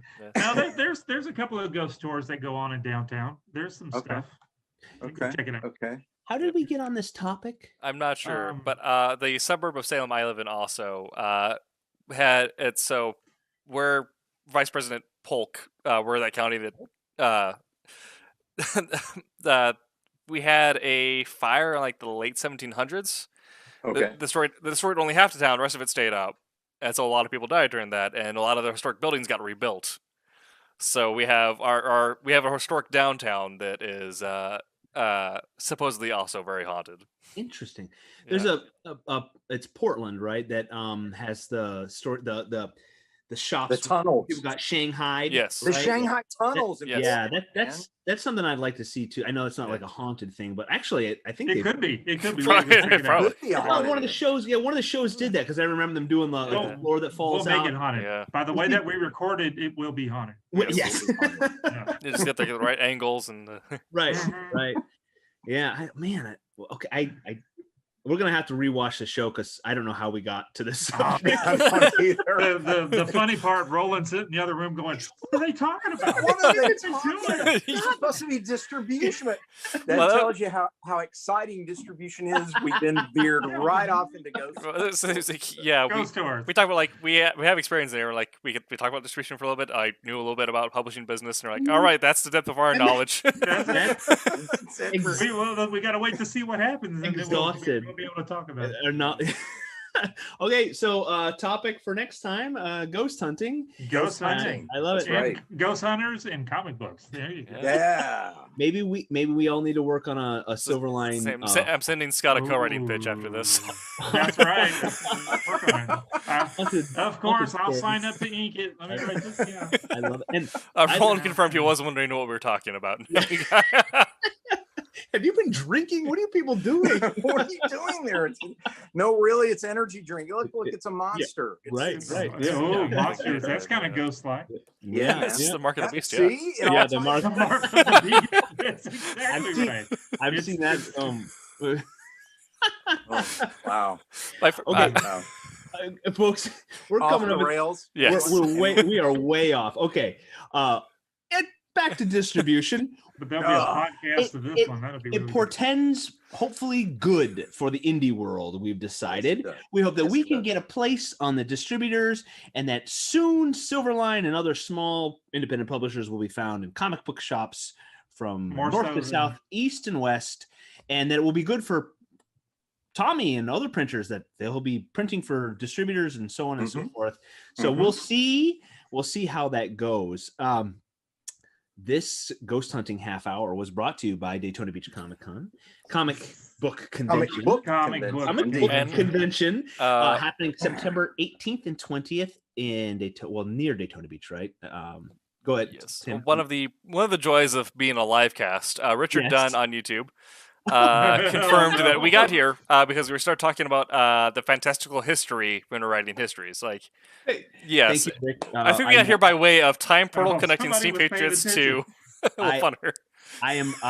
I can vouch for Mr. Richard Dunn. He is a fine individual. I do know him. Yes, and he has facilitated some ghost hunting. Yes, all right. with me and my brothers and so forth. Yeah, that's crazy. So Okay, yes, so thank next you, week I Rick. got to watch the Justice League 15 hour. Right, the 15 hour. Yeah. 4 hours. Put an order in for a good K2 meter. And That's what I gotta tomorrow- do. Gotta get your K2 meter, right? Hey, here. Tim, and I would love to talk a little about Winter Soldier and Falcon. Yeah. But we here at Silverline do not want to spoil things. So No. The third episode is tomorrow. Maybe we'll start talking about the first episode here soon, so we don't spoil anything. Everybody out there, make sure you. They catch all up. died. Everybody. Yes. Well, half of them Everybody did, died. right? That's not a spoiler. Yeah. Half of them died. It's been over here. And then or just disappeared. And they So, came back though. catch They up understand. on all things everything catch up on everything, because we might talk about it next week. You just catch up on everything. If media's out, everything. read it or watch Godzilla it. versus Kong. Okay, everybody. Oh, that starts. Wait. No, that started tonight. The Tonight, King right? Kong That's okay. Who wins, Godzilla or Kong? Go. We're not going to win. I can tell you that. That's probably Godzilla. He's got Godzilla. Man, Godzilla's huge. he's got I feel, zappy breath and but I feel like it's going to be start of Monsterverse where they fight together and then something's gonna come in. Ghidra or like space something comes in. Oh, and then they have to team up. Yeah. That's gonna. They're gonna- Yeah. Oh, They're man. Uh-huh. What if we There's get Mechagodzilla on screen? That'd be great. Whoa, how cool would that be? Okay, Right? gentlemen, What about it is 11 o'clock here on the East Wow. Coast. Sorry, guys. We cannot keep a line. Again, I blame the monster. Blame the monster. The monster drinks.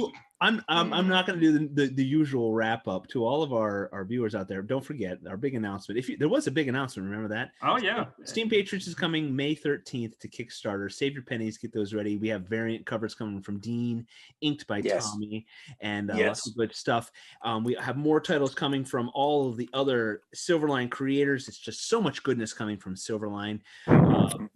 We got Dean Zachary, Thomas Flormonti, Tim TK, my Twitch handle is in my name slot. So Okay, follow my that's his Twitch. handle. He does all the twitching and the YouTubes and all that sort of stuff. He's Wow. we would love if you liked, followed, subscribed Silverline on every outlet that you can find us. Instagram and YouTube and Facebook, and us as individuals as well, so you get all the good news that's coming. Stay tuned for more Steam Patriots updates. We try to tease some more stuff as we get some extras and some extra rewards and bonus material. And don't forget, Sunday night there is the Sunday stream, and Sunday. who knows what they'll talk about, because Well, don't they got to talk about they're ghosts going to and talk stuff about like we did? distribution. You can get their take on distribution. No, Don't they talked a little bit about it last Sunday. I think. oh Yeah, Maybe we they'll beat talk it about to ghosts. death Sundays. yeah. Boom. So Don't all forget, ghost episodes. this Silverline Sunday. has a podcast as well. If you go onto iTunes or Spotify and search Silverline Comics, you will find our condensed versions of these. You can listen to them in the car or while you work around the house. And those will be updated and uploaded Tuesdays is the goal to get those up there. And I don't want to forget as well, Steam Patriots will be kickstarted with Divinity #2, the award-winning title from award-winning Divinity by Barb Kalberg. And I don't want to goof up on the art team. So does anybody know? I can't remember. They're all good. Yeah, we got awesome artists on Divinity #2. That story will continue. If you don't have Divinity #1, you can order it. Go on to silverlinecomics.com. It'll take you to Indie Planet, and you can order 100 copies. Yep. Give them to all your friends and enemies. Okay. Order two copies. 200, I said. 200 copies. 200. Yeah. Yes. Yeah. Why I'll not? start printing when I get to work in the morning. When the orders come. Because Tommy never sleeps. Tommy is Tommy the man, never sleeps. The Kablam man, Tommy Kablam. Okay. The more comics you buy, the more burritos Tommy can eat. Yes, that's good. And my mountain bike, since last week we talked about it, still hasn't come in. Okay. All right. We're waiting for those mountain bike updates. If you want all the mountain bike updates, please like, subscribe, follow Silverlines, and you'll see what Tommy gets for a mountain bike. That's a promise, right? Tommy will. Yeah, as soon as I get it, I'll share it. Bike Watch 2021. Okay, everyone out there, thank you. My goodness, we hope you stayed through this insane ghost hunting conversation at the end and talked about. If you got ideas on distribution and what that means for the indies, go ahead and toss those in the comments. We'll try to respond to those. Thank you for joining us. We wouldn't be here if it weren't for all of you guys out there. And we are the Wednesday Wham crew. Join the Silverliners on Sunday night at 9 p.m. Eastern. And no EVPs right now, but in the meantime, as always, there we go. Make mine. Make mine. Silverline. Good night. Night.